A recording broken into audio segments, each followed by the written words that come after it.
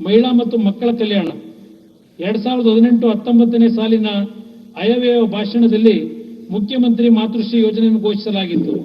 ಈ ಯೋಜನೆಯ ಸೌಲಭ್ಯವನ್ನು ಹಂತ ಹಂತವಾಗಿ ಹೆಚ್ಚಿಸಲಾಗುವುದೆಂದು ಘೋಷಿಸಲಾಗಿತ್ತು.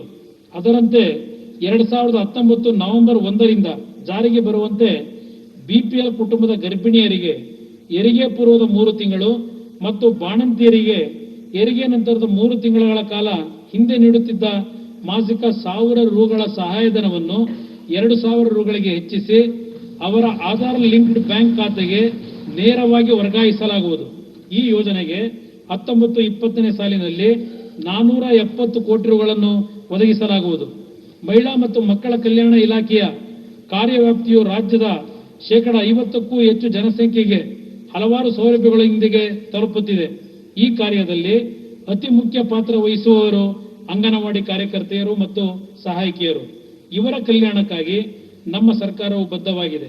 ಈ ಹಿನ್ನೆಲೆಯಲ್ಲಿ ಅಂಗನವಾಡಿ ಕಾರ್ಯಕರ್ತೆಯರಿಗೆ 500 ರು ಹಾಗೂ ಸಹಾಯಕಿಯರಿಗೆ 250 ರು ಗೌರವಧನ ಹೆಚ್ಚಳ ಮಾಡಲು ಉದ್ದೇಶಿಸಿದೆ. ಈ ಹೆಚ್ಚಳವು 1ನೇ ನವೆಂಬರ್ 19ರಿಂದ ಜಾರಿಗೆ ಬರಲಿದ್ದು, ಈ ಉದ್ದೇಶಕ್ಕಾಗಿ ಹೆಚ್ಚುವರಿಯಾಗಿ 60 ಕೋಟಿ ರೂಗಳ ಅನುದಾನವನ್ನು ಒದಗಿಸಲಾಗಿದೆ. ಇಲಾಖೆಯಲ್ಲಿ ಎಲ್ಲಾ ಮಟ್ಟದ ಕರ್ಮಚಾರಿಗಳಿಗೆ ತರಬೇತಿಯನ್ನು ನೀಡಲು ಬಳ್ಳಾರಿ ಜಿಲ್ಲೆಯಲ್ಲಿ ರಾಜ್ಯ ಮಟ್ಟದ ತರಬೇತಿ ಕೇಂದ್ರವನ್ನು ಹಾಗೂ ಮೈಸೂರು, ಬೆಳಗಾವಿ, ಕಲಬುರಗಿ ಮತ್ತು ಬೆಂಗಳೂರು ವಿಭಾಗದ ಚಿತ್ರದುರ್ಗದಲ್ಲಿ ವಿಭಾಗ ಮಟ್ಟದ ತರಬೇತಿ ಕೇಂದ್ರಗಳನ್ನು ಪ್ರಾರಂಭಿಸಲಾಗುವುದು. ಈ ಉದ್ದೇಶಕ್ಕಾಗಿ 19-20ನೇ ಸಾಲಿನಲ್ಲಿ 5 ಕೋಟಿ ರೂಗಳನ್ನು ಒದಗಿಸಲಾಗುವುದು. ನಗರ ಪ್ರದೇಶಗಳಲ್ಲಿ ಜನಸಾಂದ್ರತೆ ಅತಿ ಹೆಚ್ಚು ಇರುವುದರಿಂದ ಹೊಸ ಅಂಗನವಾಡಿ ಕೇಂದ್ರಗಳನ್ನು ಪ್ರಾರಂಭಿಸುವುದು ಅತ್ಯವಶ್ಯಕವಾಗಿದೆ. ಈ ನಿಟ್ಟಿನಲ್ಲಿ ನಗರ ಪ್ರದೇಶಗಳಲ್ಲಿ 100 ಹೊಸ ಅಂಗನವಾಡಿ ಕೇಂದ್ರಗಳನ್ನು ಈ ಸಾಲಿನಲ್ಲಿ ಪ್ರಾರಂಭಿಸಲು ಉದ್ದೇಶಿಸಲಾಗಿದೆ. ರಾಜ್ಯದಲ್ಲಿ ಸ್ವಂತ ಕಟ್ಟಡಗಳನ್ನು ಹೊಂದಿರುವ ಹಲವಾರು ಅಂಗನವಾಡಿ ಕೇಂದ್ರಗಳು ತುಂಬಾ ಹಳೆಯದಾಗಿದ್ದು ಸುಸ್ಥಿತಿಯಲ್ಲಿ ಇಲ್ಲದ ಕಾರಣ ಪ್ರಸಕ್ತ ಸಾಲಿನಲ್ಲಿ ಇಂತಹ 1000 ಅಂಗನವಾಡಿ ಕಟ್ಟಡಗಳ ದುರಸ್ತಿ ಕಾಮಗಾರಿಗಳನ್ನು ಕೈಗೆತ್ತಿಕೊಳ್ಳಲು 10 ಕೋಟಿ ರು ಅನುದಾನವನ್ನು ಮೀಸಲಿಡಲಾಗುವುದು. ಚಿಕ್ಕಮಗಳೂರು ಜಿಲ್ಲೆಯಲ್ಲಿ ಬಾಲಕಿಯರ ಬಾಲಮಂದಿರ ಇಲ್ಲದಿರುವುದರಿಂದ ಹೆಚ್ಚಿನ ಸಂಖ್ಯೆಯ ಬಾಲಕಿಯರನ್ನು ಇತರೆ ಜಿಲ್ಲೆಗಳ ಬಾಲಮಂದಿರಗಳಿಗೆ ದಾಖಲಿಸಬೇಕಾಗುತ್ತಿದೆ. ಆದ್ದರಿಂದ ಈ ಸಾಲಿನಲ್ಲಿ ಚಿಕ್ಕಮಗಳೂರು ಜಿಲ್ಲೆಯಲ್ಲಿ ಒಂದು ಹೊಸ ಬಾಲಕಿಯರ ಬಾಲಮಂದಿರವನ್ನು ಪ್ರಾರಂಭಿಸಲಾಗುವುದು. ರಾಜ್ಯದ 10 ಜಿಲ್ಲೆಗಳ ಮಕ್ಕಳ ವಿಶೇಷ ನ್ಯಾಯಾಲಯಗಳನ್ನು ಮಕ್ಕಳ ಸ್ನೇಹಿ ನ್ಯಾಯಾಲಯಗಳನ್ನಾಗಿ ಪರಿವರ್ತಿಸಲು ಒಟ್ಟು 3 ಕೋಟಿ ರು ಅನುದಾನವನ್ನು ಒದಗಿಸಿದೆ. ವಿಕಲಚೇತನರು ಮತ್ತು ಹಿರಿಯ ನಾಗರಿಕರ ಸಬಲೀಕರಣ ಇಲಾಖೆಯು ಪ್ರಾಸ್ಥೆಟಿಕ್ಸ್ ಮತ್ತು ಆರ್ಥೋಟಿಕ್ಸ್ ಸರ್ಟಿಫಿಕೇಶನ್ ಕೋರ್ಸ್ಗಳನ್ನು ಪ್ರಾರಂಭಿಸಲು ಕ್ರಮ ಕೈಗೊಳ್ಳುತ್ತದೆ. ಇಲಾಖೆಯು ಖಾಸಗಿ ಸಹಭಾಗಿತ್ವದೊಂದಿಗೆ ನಡೆಸುತ್ತಿರುವ ತರಬೇತಿ ಕೇಂದ್ರಗಳಲ್ಲಿ ಶ್ರವಣ ದೋಷವುಳ್ಳ ಮಕ್ಕಳ ಶಿಕ್ಷಕರ ತರಬೇತಿ ಹಾಗೂ ಬುದ್ಧಿಮಾಂದ್ಯ ಮಕ್ಕಳ ಶಿಕ್ಷಕರ ತರಬೇತಿ ಕಾರ್ಯಕ್ರಮಗಳನ್ನು ಕೈಗೊಳ್ಳಲಾಗುವುದು. ರಾಜ್ಯದಲ್ಲಿ ಬೆನ್ನು ಉರಿ ಅಪಘಾತಕ್ಕೆ ಒಳಗಾದವರ ಹೆಮಿಫ್ಲೇಸಿಯಾ ಕಾಯಿಲೆಯಿಂದ ಬಳಲುತ್ತಿರುವ, ಮಲ್ಟಿಪಲ್ ಸ್ಲೆರೋಸಿಸ್ ಕಾಯಿಲೆಯಿಂದ ಬಳಲುತ್ತಿರುವ ಹಾಗೂ ಅಮಿಯೋಟ್ರಾಫಿಕ್ ಲ್ಯಾಟರಲ್ ಸ್ಲೆರೋಸಿಸ್ ಕಾಯಿಲೆಯಿಂದ ಬಳಲುತ್ತಿರುವ ರೋಗಿಗಳ ಪುನರ್ವಸತಿ ಕೇಂದ್ರವನ್ನು ಪ್ರಾರಂಭಿಸಲಾಗುವುದು. ಈ ಉದ್ದೇಶಕ್ಕಾಗಿ 19-20ನೇ ಸಾಲಿನಲ್ಲಿ 2 ಕೋಟಿ ರು ಅನುದಾನ ಒದಗಿಸಿದೆ.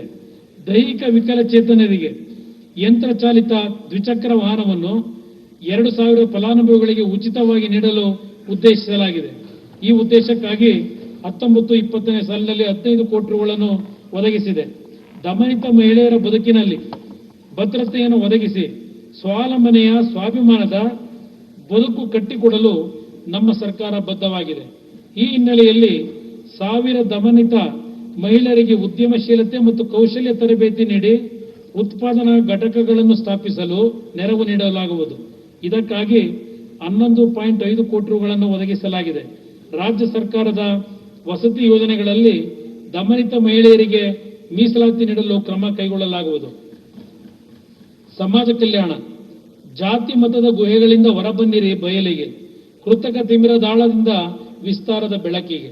ನಮ್ಮ ಸರ್ಕಾರವು ಪರಿಷ್ಠ ಜಾತಿ ಹಾಗೂ ಪರಿಷ್ಠ ಪಂಗಡದವರ ಸರ್ವತೋಮುಖ ಅಭಿವೃದ್ಧಿಗಾಗಿ ಶ್ರಮಿಸಲು ಸದಾ ಬದ್ಧವಾಗಿರುತ್ತದೆ.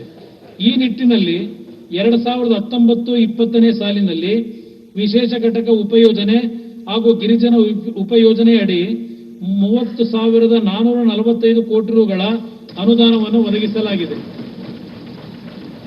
ಪರಿಷ್ಠ ಜಾತಿ, ಪರಿಷ್ಠ ಪಂಗಡ, ಹಿಂದುಳಿದ ವರ್ಗ, ಅಲ್ಪಸಂಖ್ಯಾತರು ಮತ್ತು ಸಾಮಾನ್ಯ ವರ್ಗದ ಎಲ್ಲಾ ವಿದ್ಯಾರ್ಥಿಗಳಿಗೆ ಜಿಲ್ಲೆಗೆ ಒಂದರಂತೆ 30 ಸಂಯುಕ್ತ ವಿದ್ಯಾರ್ಥಿ ನಿಲಯಗಳನ್ನು ಪ್ರಾರಂಭಿಸಲಾಗುವುದು. ಈ ಉದ್ದೇಶಕ್ಕಾಗಿ 19-20ನೇ ಸಾಲಿನಲ್ಲಿ 100 ಕೋಟಿ ರು ಅನುದಾನ ಒದಗಿಸಿದೆ. ಕರ್ನಾಟಕ ವಸತಿ ಶಿಕ್ಷಣ ಸಂಸ್ಥೆಗಳ ಸಂಘದ ವತಿಯಿಂದ ನಿರ್ವಹಿಸಲಾಗುತ್ತಿರುವ 100 ವಸತಿ ಶಾಲೆಗಳನ್ನು PUC ವಿಜ್ಞಾನ ಮತ್ತು ವಾಣಿಜ್ಯ ಕೋರ್ಸ್ಗಳೊಂದಿಗೆ ಮೇಲ್ದರ್ಜೆಗೇರಿಸಲಾಗುವುದು. ಸಂವಿಧಾನ ರಚನೆಯ ಇತಿಹಾಸ, ಸಂವಿಧಾನದ ಮಹತ್ವವನ್ನು ಮುಂದಿನ ಪೀಳಿಗೆಗೆ ಪರಿಚಯಿಸುವ ಬೃಹತ್ ಮಟ್ಟದ ಸಂವಿಧಾನ ಮ್ಯೂಸಿಯಂ ಅನ್ನು ಬೆಂಗಳೂರು ನಗರದಲ್ಲಿ ಸ್ಥಾಪಿಸಲಾಗುವುದು. ಈ ಉದ್ದೇಶಕ್ಕಾಗಿ 20 ಕೋಟಿ ರು ಒದಗಿಸಿದೆ.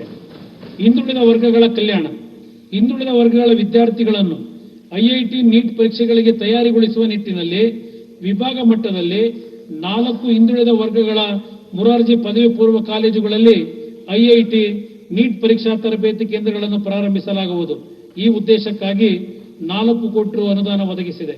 ಬಾಡಿಗೆ ಕಟ್ಟಡಗಳಲ್ಲಿರುವ ಹಿಂದುಳಿದ ವರ್ಗಗಳ ಕಲ್ಯಾಣ ಇಲಾಖೆಯ 100 ವಿದ್ಯಾರ್ಥಿ ನಿಲಯಗಳಿಗೆ ಸ್ವಂತ ಕಟ್ಟಡಗಳನ್ನು ನಿರ್ಮಿಸಲು ಉದ್ದೇಶಿಸಲಾಗಿದ್ದು, ಪ್ರಸಕ್ತ ವರ್ಷ ಈ ಉದ್ದೇಶಕ್ಕಾಗಿ 40 ಕೋಟಿ ರು ಅನುದಾನ ಒದಗಿಸಿದೆ. ಅಲೆಮಾರಿ ಜನಾಂಗದ ಸರ್ವತೋಮುಖ ಅಭಿವೃದ್ಧಿಗೆ ಅಲೆಮಾರಿ ಅಭಿವೃದ್ಧಿ ನಿಗಮಕ್ಕೆ 25 ಕೋಟಿ ರು ಅನುದಾನ ಒದಗಿಸಿದೆ. ಅಲೆಮಾರಿ ಜನಾಂಗದವರು ತಮ್ಮ ಸಮುದಾಯದ ಕಾರ್ಯಕ್ರಮಗಳನ್ನು ಹಮ್ಮಿಕೊಳ್ಳಲು ಹಾಗೂ ಸಮುದಾಯದ ಚಟುವಟಿಕೆಗಳನ್ನು ನಡೆಸಲು ಅಲೆಮಾರಿ ಸಮುದಾಯ ಭವನವನ್ನು ನಿರ್ಮಿಸಲು ಉದ್ದೇಶಿಸಲಾಗಿದೆ. ಹಾಗೆಯೇ ಅಲೆಮಾರಿ ಜನಾಂಗದ ಸಂಪ್ರದಾಯ, ಸಂಸ್ಕೃತಿ, ಆಚಾರ ವಿಚಾರಗಳ ಬಗ್ಗೆ ಅಧ್ಯಯನ ಕೈಗೊಳ್ಳಲು ಉದ್ದೇಶಿಸಲಾಗಿದೆ. ಈ ಎಲ್ಲ ಚಟುವಟಿಕೆಗಳನ್ನು ಕೈಗೊಳ್ಳಲು 11 ಕೋಟಿ ರುಗಳನ್ನು ಒದಗಿಸಿದೆ. ವಿಶ್ವಕರ್ಮ ಸಮುದಾಯದ ಸಮಗ್ರ ಅಭಿವೃದ್ಧಿಗಾಗಿ ವಿಶ್ವಕರ್ಮ ಅಭಿವೃದ್ಧಿ ನಿಗಮಕ್ಕೆ 25 ಕೋಟಿ ರುಗಳನ್ನು ಒದಗಿಸಿದೆ. ರಾಜ್ಯದಲ್ಲಿ ವಿಶ್ವಕರ್ಮ ಸಮುದಾಯದ ಪ್ರಖ್ಯಾತ ಶಿಲ್ಪಕಲೆಯನ್ನು ಸಾರಲು ಮತ್ತು ಉತ್ತೇಜಿಸಲು ಕೋಲಾರ ಜಿಲ್ಲೆಯ ಮಾಲೂರು ತಾಲೂಕಿನ ಶಿವಾರ ಪಟ್ಟಣದಲ್ಲಿ ಅಮರಶಿಲ್ಪಿ ಜಗಣಚಾರಿ ಶಿಲ್ಪಾ ಕೇಂದ್ರವನ್ನು 10 ಕೋಟಿ ರು ಅನುದಾನದಲ್ಲಿ ಪ್ರಾರಂಭಿಸಲಾಗುವುದು. ದೋಬಿ ಅಗದ ಸಮುದಾಯದ ಸರ್ವತೋಮುಖ ಅಭಿವೃದ್ಧಿಗಾಗಿ ಮಡಿವಾಳ ಮಾಚಿದೇವ ಅಭಿವೃದ್ಧಿ ನಿಗಮಕ್ಕೆ 25 ಕೋಟಿ ರು ಅನುದಾನವನ್ನು ನೀಡಲಾಗುವುದು.